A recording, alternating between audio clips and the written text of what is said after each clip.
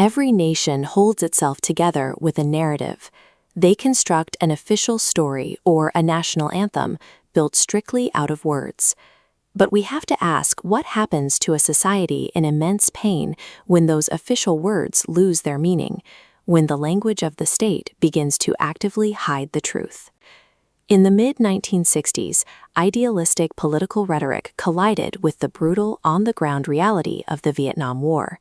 The vocabulary of freedom and democracy felt entirely disconnected from the heavy belts of ammunition being carried through foreign jungles. Domestic trauma deepened this fracture. A country mourning the assassination of its Catholic president was simultaneously turning its authority against its own grieving citizens. Young people responded to this trauma by taking to the streets. They turned to folk songs and acoustic guitars to make sense of a reality that their government's words could no longer explain. This creates a severe historical problem.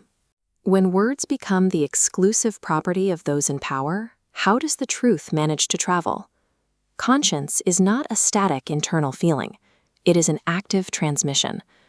To force society to face the truth, that transmission has to evolve from mediated words to silent actions, and finally to unmediated sound. We can hear the first frequency of this transmission, the ventriloquized conscience, by tracking the improbable cross-cultural journey of a single anti-war lament. The lyrics began as a Cossack lullaby, buried inside a Russian novel. In the 1950s, Pete Seeger extracted that seed and transformed it into a defining American folk song. The song acted as a vehicle for conscience. It traveled through Germany in the voice of Marlene Dietrich, eventually finding its way to the ears of a Chinese boy living in Brazil. Decades later, that exact song resurfaced online. Only this time, it was rendered by the Chinese diaspora to mourn the September 18, 1931 Mukden incident, the beginning of the invasion of Manchuria. This diagram illustrates the architectural structure of the song's lyrics, tracing an ecological cycle of grief. The verse cycles from flowers to soldiers to graveyards and loops directly back to flowers. The cycle proves that conscience functions as a mechanism. It is explicitly designed to process and recycle historical grief into future growth. This is how conscience uses words to refuse to let a loss pass unregistered, throwing its voice like a ventriloquist across generations and borders. But conscience doesn't always rely on spoken language. The second frequency drops words entirely, relying on silence. Consider Father Gutenberg, a priest who quietly compiled a young boy's basketball scores. He mailed that dossier directly to a club to secure the boy's future, and he never mentioned a single word of it to the boy himself. This is a precognitive act of calor humano, human warmth. It is a deep level of care that intervenes upstream, stepping in long before any rational request for help is ever made. This silent catalyst proves the next step in our escalation.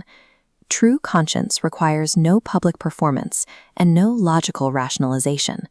It operates perfectly in the dark. The absolute summit of this timeline arrives when conscience violently sheds all intermediaries. We land on the morning of August 18, 1969. It was 9 in the morning at Woodstock. The field was a bleak landscape playing host to the exhausted remnants of 500,000 people, most of whom had already gone home.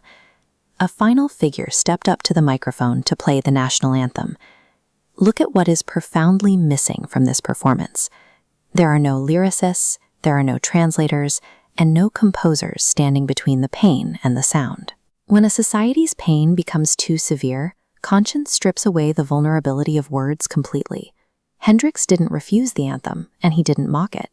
He played the melody faithfully, choosing instead to hold the nation hostage to its own song. He let the guitar expose the violent truth beneath the melody. He used heavy, distorted feedback to mimic the physical sounds of falling bombs. The visceral, dive-bombing screams of the whammy bar forced a pristine, idealistic anthem to physically sound exactly like the ugly war it was presiding over. Then came the ultimate confrontation.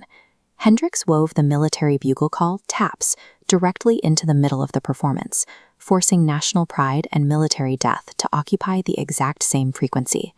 We can call this the percussion doctrine, the realization that when words are corrupted by power, the truth has to arrive pre-verbally. The physiological impact of pure sound hits the listener in a fraction of a second. It entirely bypasses any intellectual rationalization or political defense you might try to put up against it. Whether it is a translated lullaby traveling across oceans, a silent favor shaping a young life, or a screeching guitar in a muddy field, Conscience acts as an unstoppable ecological force. It will continuously adapt its frequencies to ensure our grief is always recycled into hope.